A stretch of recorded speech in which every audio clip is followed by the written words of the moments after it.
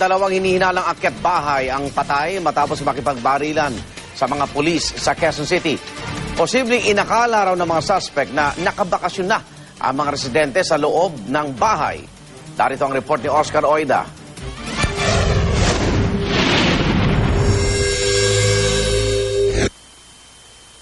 Babala ng mga otoridad sa mga magsisipaglakbay ngayong Semana Santa. Tsaking secured ang mga bahay bago iwan at baka mabiktima ng mga akyat bahay. Pasado 1:00 ng madaling araw ng tangkay ng pasukin ng dalawang hinihinalang akyat bahay. Ang tahanan ito sa may 10th Street, New Manila, Barangay Mariano, Quezon City. Buti nilang umano at may nagpapatrolyang pulis sa lugar. Nagpapatrolya ang ating kapulisan dito sa may Baliti. Nakarinig po sila ng putok.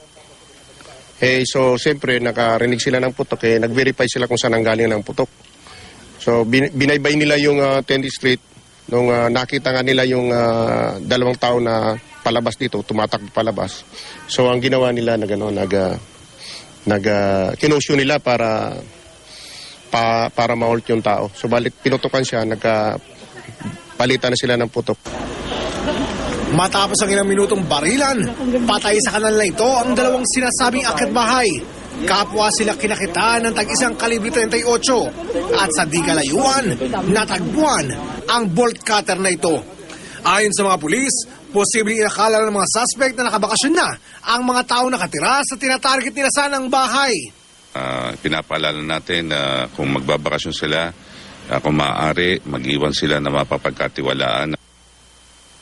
Ang mga may-ari ng bahay, di na raw baguhan sa ganitong klase ng pambibiktima. Kasi dito sa lugar namin, kami itong bahay na to ang madalas pasukan. Ito. Bakit po?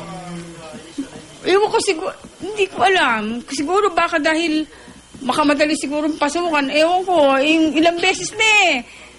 Ang pinagtataka lang daw nila, kung pagnanakaw lang ang pakay ng mga suspect, bakit pinaputokan pa umano ng mga ito ang kanilang bahay? So, medyo naka-attract siguro ng attention.